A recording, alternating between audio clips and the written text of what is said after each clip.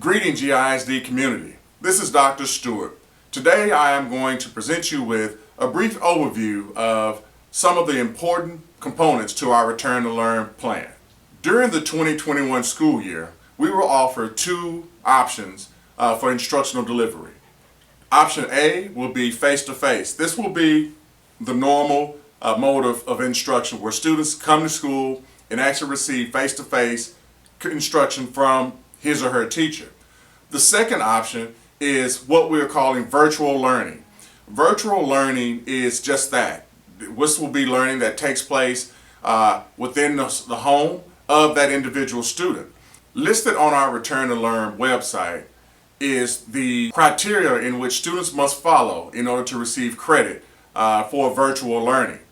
Depending upon the age of the student, the state of Texas has indicated a minimum number of minutes that each student must be engaged in educational learning during the school day. There is the potential for additional minutes to be needed for the student to complete homework, readings, and etc. Let me provide you with two clear examples of virtual learning versus face-to-face learning.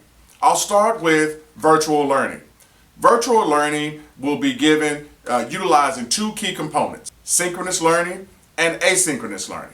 Synchronous learning means that the students will be learning under the tutelage of a teacher. They'll be engaged actively live with the teacher utilizing their technology. So, for example, there will be a schedule set. So if I'm in a first grade classroom and our English language arts lesson starts at 8 o'clock in the morning, that schedule will be published for all of the students and parents to see. And so the expectation will be at that point at 8 a.m. that the student is in front of their technology, logged in, so that they can engage in the learning process live with their teacher. That lesson may last 15 minutes, it may last 30 minutes. But once that lesson is over, there then may be asynchronous activities, which puts you in the amount of homework that also must be completed that complements the synchronous learning that took place. So, teacher instructs for 30 minutes, shows the kids examples on how to work, read a passage, how to highlight main ideas, and then that lesson takes 30 minutes, and then there may be an assignment that's then given to the kids in the asynchronous format where they don't interact with the teacher live, that the students will then have to sit down and perform and submit. And then of course option B would be the face-to-face learning, which again is our traditional mode of instruction where students actually go to the campuses and sit in front of a live teacher in the presence of other students and engage in the learning environment. So it's important to note that if your student is engaging in the virtual learning experience, that they're going to have to adhere to the schedules that are published by their teachers. And again, those will be published and presented so that all students and parents could see and so that they can plan accordingly. Regardless of which mode of instruction is selected for a student, I must stress the importance of assignment completion. Whether you're in face-to-face instruction or you're receiving instruction virtually, our grading policy will be the same across the board. So if students are participating in virtual learning, they will be expected, just like our students who receive face-to-face instruction, to get those assignments completed and submitted within a timely fashion. Our faculty and staff are prepared and ready to work with those students, but again, I must stress the fact that getting those assignments turned in a timely fashion is critical to the success of your student. If your students need technology in order for them to engage in the virtual learning experience, please fill out and submit the technology request forms to your building principals. The building principals will be working very closely with our parents to determine distribution timelines, as well as to answer any additional questions that you may have. We've ordered over 1,800 devices, and if by chance you have multiple children under one roof, what we will do is we will work as best we can to provide a device for each of those individual students so that he or she can work separately and independently from their peers. But in the event our current stock of technology runs low, there may be the possibility in which we would have to distribute limited technology devices per household until our new shipment of devices come in. Also, parents, I've received a lot of questions about homeschool versus virtual instruction. These are two totally different entities. If you elect to homeschool your student, then that is totally separate from that of GISD. There's paperwork that has to be signed off on assuring the district that you are placing your student in a homeschool learning environment, in which that means that the resources, the educational process will all be facilitated at home by the parent or by someone brought into the household to facilitate that teaching with your children. If you participate in the virtual learning experience, you will have full support from GISD and be working in tandem with our GISD staff to ensure that your student receives the instructional delivery, but also the support that he or she may need as they engage in the academic learning. We have also fielded a lot of questions in regards to transportation. Because of the statutes and mandates that have been put into place, we are having to readjust how we do transportation. So much so to now we're basically on some of our loads that where the buses were transporting large numbers of kids, those bus numbers are basically being cut in half. So the protocols that are being put into place, again, are designed and aimed at protecting not only our staff, but protecting every student as we transport them to and from school. Each morning, students will be scanned. Their temperatures will be taken by the bus driver. If a student registers a temperature above 100 degrees, that student will not be allowed to ride on the bus. So parents, I ask that we please be sure that we're actively monitoring our students. If they feel sick, if they are looking sick, if their temperatures are high, that we please keep them at home. Because the last thing we would like to do is put a student on a bus transporting, multiple kids to school and have them potentially exposed to a student who is ill.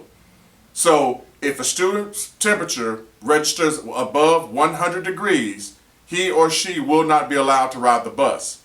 Other protocols that we're taking into place are that we will sit one to a seat, which would mean if there's a student that sits right behind the bus driver, that student would sit in that first seat behind the bus driver closest to the window. The next student would sit in the seat behind that student, but they'd sit on the part of the seat closest to the aisleway. So basically you'll have your kids one to a seat and they'll be staggered so that they're not sitting directly in front of or behind another student. In the event you have multiple children that attend the exact same school and ride the exact same bus, we will allow siblings to sit together. So if there's a family of 3 and all 3 of the students attend the same school, those 3 students will be allowed to sit on the exact same seat. We're also going to be doing some extensive cleanings. These cleanings are nothing different than what we did during the outbreak of the flu season. After each route, our bus drivers will be returning back to the bus barns to engage in the deep cleanings of the buses. We've procured the necessary chemicals that are harmless to our kids, and they dry in just a matter of minutes. But we will make sure that we spray down all the buses, that we're wiping down the high traffic and highly touched areas to ensure that our students are as safe as possible while taking GISD transportation. Throughout the implementation of our safety protocols, we have taken an extensive look at many options in which we could potentially implement to limit the amount of transitions as well as potential exposure for our faculty, staff, and our students. One of the big questions we're getting asked are, will students be allowed to wear masks? Or are we mandating those students that wear masks? Right now, we are mandating all students in grades 5 through 12 to wear masks. Okay, those masks will be worn in the classrooms. They'll be worn out in the hallways in the transition areas. Our faculty and staff will also be wearing masks during that time. The state of Texas and TEA has provided us with PP&E, which is personal protection equipment. We have a large supply of masks, shields, we'll be getting gloves, thermometers, and etc. And we will, as we receive all of that equipment, we will be distributing those amongst the campuses so that each campus has a supply in the event a student needs the masks. As you move up to our high schools, the big question is the transition areas. We're going to, again, it's quite difficult to social distance 1,000 students who take over 60 odd classes. We offer over 60 classes within the high school campus. And so masks will again be mandatory in the transition areas, and we will continue to do deep cleanings during the passing periods, whether it's restrooms, high traffic areas, etc., to again continue to hopefully minimize the amount of potential exposure there is out there. As far as other safety protocols, each school will be going through extensive cleanings daily. In addition to the bus protocols that have been put in place, our safety and cleansing protocols that have been put in place for our hallways and our classrooms, we're also taking a hard look at our cafeterias. Of course, we know this is an area where large numbers of kids are joined so that they can sit and eat. I have spoken with all of our principals, and the principals are currently working on developing plans to hopefully be able to spread our kids out during the lunch periods. Because of the spacing of our schools, that presents a challenge, but our principals have assured me that they will work to the best of their abilities to spread the kids out as best they can. In addition to the many protocols that I've talked about thus far, and that are also included on our Return to Learn webpage that is found on the GISD homepage, we will also be checking the temperatures of every student who walks through the doors of each school each and every day. As mentioned earlier, the bus drivers will be taking the temperatures of those students who ride the bus. For the students who get dropped off in the morning, or walk to school, or ride a bicycle to school, those students' temperatures will be checked as well.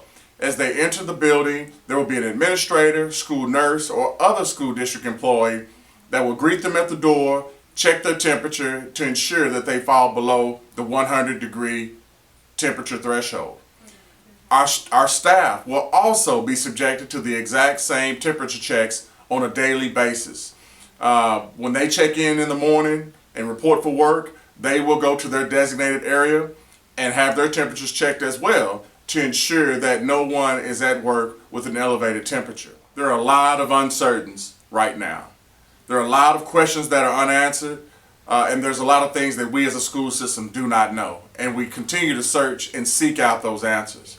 We need your help in submitting your commitment cards. This commitment card is going to provide us with critical information that will be used to help us in the decision-making process as we prepare for the 2021 school year. On this commitment form, parents would have to indicate their method of instruction, whether you're choosing to engage in the virtual learning environment or face-to-face, whether or not your student is going to need transportation, and also will your kid need technology. These numbers will help drive drastically what we do for the 2021 school year, but also will help us to better prepare to serve your kids. So if you have any questions about the commitment form, please feel free to call your campus principal or the campus front offices, and the ladies and gentlemen on those campuses will be more than happy to assist you in those endeavors. I just want to say thank you. Thank you for the many well wishes, the emails, the phone calls, as well as the support from within the community on us embarking upon this uncertain journey. Gainesville ISD, just like over 1,000 districts throughout the state of Texas, we're trying to figure this out, and there is no easy answer. So I appreciate your support more than words can express. Always know that we're going to keep your students and our staff and faculty's best interests in mind, and we're going to make sure that we're doing any and everything to keep any and everyone safe. So if there are any questions that you have, any concerns that you may have, please feel free to shoot them to me at dstewart@gainesvillisd.org, or simply give me a call at 940-665-4362, and we'll definitely work to get you the answer to the questions that you're asking.